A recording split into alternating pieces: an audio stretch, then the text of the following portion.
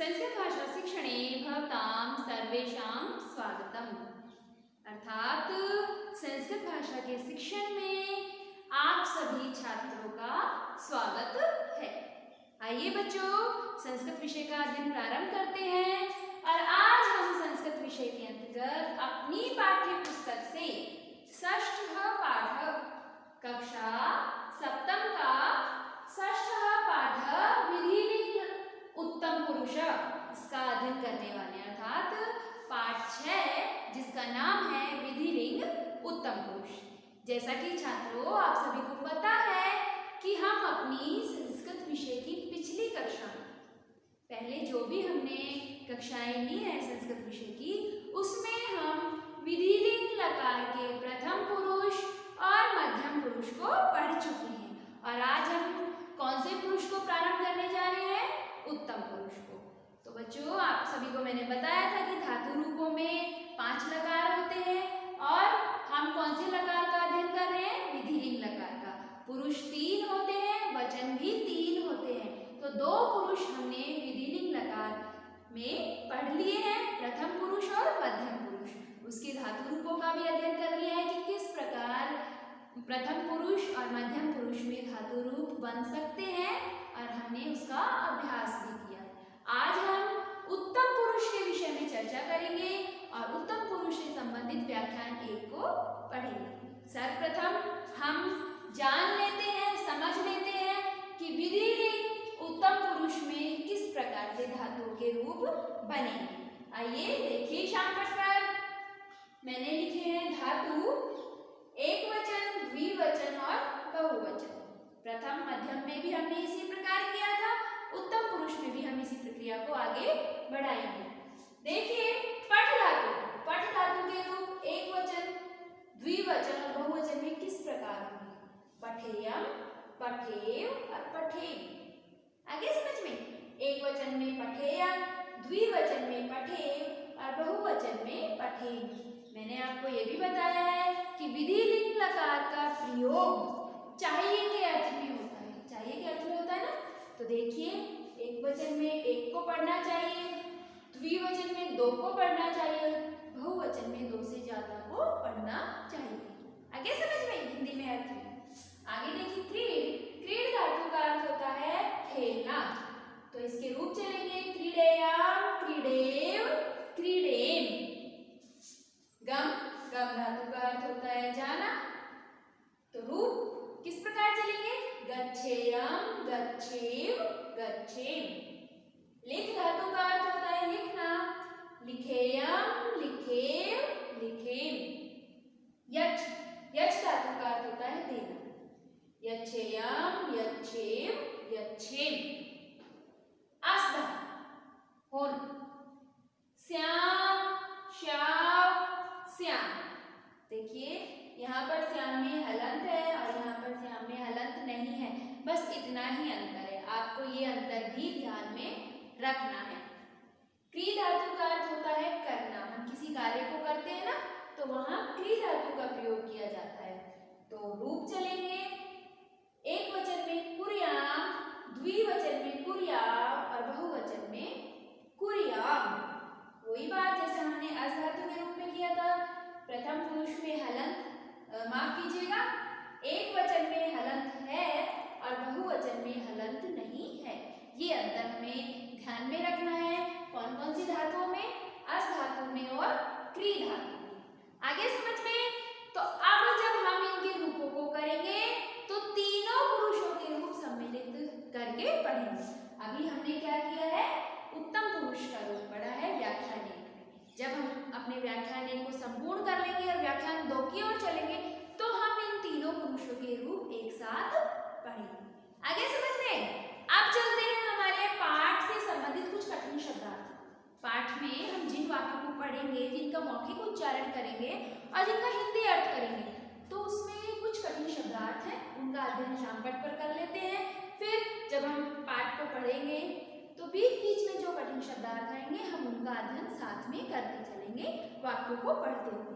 देखिए शब्दार्थ पठेयम। पठेयम का अर्थ है, वैसे तो पठेयम का अर्थ है पढ़ना चाहिए, लेकिन पठेयम एकवचन है, इसलिए यहाँ पर मुझे लगाया गया है। मुझे एक के लिए आता है तो मुझे पढ़ना चाहिए। अर्थ की दृष्टि से, आपको समझाने की दृष्टि से यहाँ पर मुझे लगाया गया है। अहम, अहम का अर्थ होता है मैं, ठीक है। गच्छेयम, मुझे जाना चाहिए। कर्तव्य, करना चाहिए। उपविश्य, बैठकर। प्रक्षाल्येम, हम दोनों को धोने चाहिए। तत्र, वहां। पश्चात, बाद में, ठीक है। तो मध्यम पुरुष के तीनों वचनों का प्रयोग होगा हमारे वाक्यों के अंतर्गत, और तीनों वचनों के हमें हिंदी में अर्थ भी करने हैं अपने वाक्यों के अंतर्गत जब हम वाक्यों को पढ़ेंगे। आइए अपने पाठ से अपने वाक्यों का हिंदी अनुवाद करते हैं, चलते हैं। पृष्ठ संख्या है 31 अर्थात 31। षष्ठः पाठः, छठा पाठ। विधिलिंग उत्तम पुरुष, नाम क्या है? विधिलिंग उत्तम पुरुष। आइए पढ़ते हैं चित्रों के माध्यम से। चित्र दिए हुए हैं हमारी पाठ्य पुस्तक में। एक बच्चा पढ़ रहा है तो उसके लिए क्या संस्कृत में वाक्य का प्रयोग होगा, कौन सी वाक्य का प्रयोग होगा? अहम पठेयम, अहम का अर्थ है मैं और पठेयम का अर्थ है पढ़ना चाहिए। तो मैं पढ़ना चाहिए, ये तो सही नहीं है ना तरीके से। हम इसका अर्थ हिंदी में अर्थ इस प्रकार लेंगे, मुझे पढ़ना चाहिए। आगे देखिए, आवाम पठे, हम दोनों को पढ़ना चाहिए। वयम पठे, हम सबको पढ़ना चाहिए। एक के लिए, दो के लिए और दो से ज्यादा के लिए यहाँ पर वाक्यों में प्रयोग किए गए हैं। किसका? उत्तम पुरुष का। आगे देखिए, अहम क्रीडेयम, मुझे खेलना चाहिए। आवाम क्रीडे, हम दोनों को खेलना चाहिए। वयम क्रीडे, हम सबको खेलना चाहिए। अब देखिए बच्चों, मैंने अहम पठेयम और अहम क्रीडेयम में मुझे खेलना चाहिए और मुझे पढ़ना चाहिए इस प्रकार से हिंदी अर्थ बनाए हैं ना। वैसे अहम का अर्थ क्या होता है? मैं। लेकिन जब हमें वाक्य में प्रयोग करना है तो हम क्या लिखेंगे? मुझे पढ़ना चाहिए। इस प्रकार ही बोलेंगे और इस प्रकार ही लिखेंगे। चाहिए का जब हम प्रयोग करेंगे तो ये जो मैं है वो मुझे में परिवर्तित हो जाएगा। आइए आगे देखते हैं। माता पुत्री संवाद, अर्थात माता और पुत्री के बीच में वार्तालाप, बातचीत। पुत्री, हे मात, अहम कुत्र गच्छेयम, हे माता, मुझे कहाँ जाना चाहिए? पुत्र का अर्थ अहम, माता। त्वं पुस्तकालयं गच्छे, तुम्हें पुस्तकालय जाना चाहिए। पुत्री, तत्र मया किं कर्तव्यम्, वहां मुझे क्या करना चाहिए?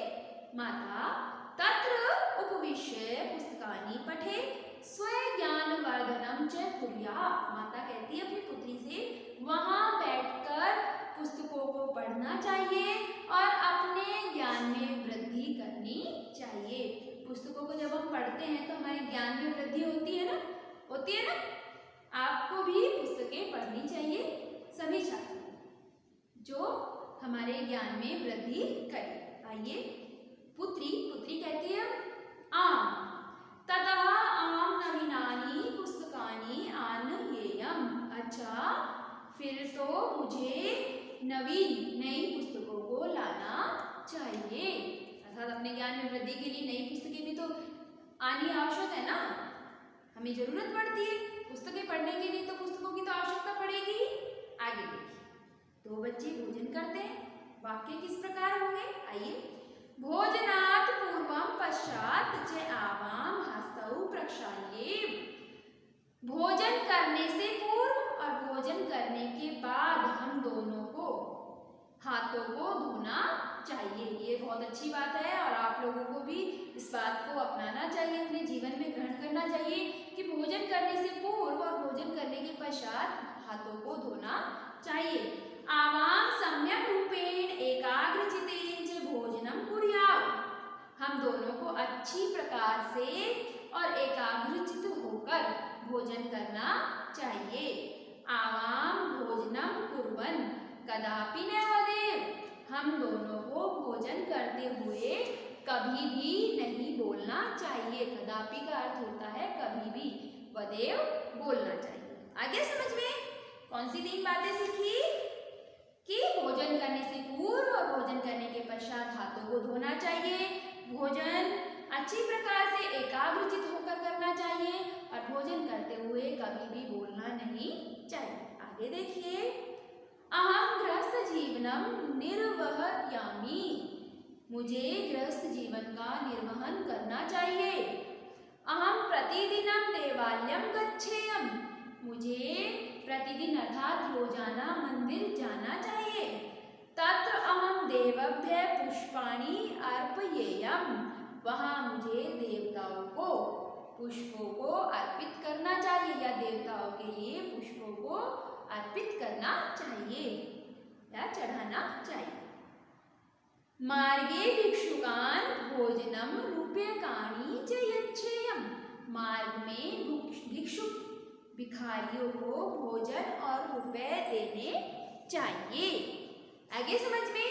तो बच्चों, इस वाक्य के साथ हमारा व्याख्यान 1 है छठे पाठ से संबंधित, वो यहीं पर समाप्त होता है। और हमने व्याख्यान 1 में विधिलिंग लकार के उत्तम पुरुष के वाक्यों का अध्ययन किया, किस प्रकार धातु रूप उनमें प्रयोग होते हैं उनको जाना अच्छी प्रकार से। तो अब आप लोग सभी अपने व्याख्यान 1 छठे पाठ से संबंधित जो व्याख्यान 1 है उसको अच्छी तरीके से पढ़िए, मौखिक उच्चारण कीजिए, स्वयं से अध्ययन कीजिए। ठीक है, आज का जो हमारा गृह कार्य है वो है पाठम पठत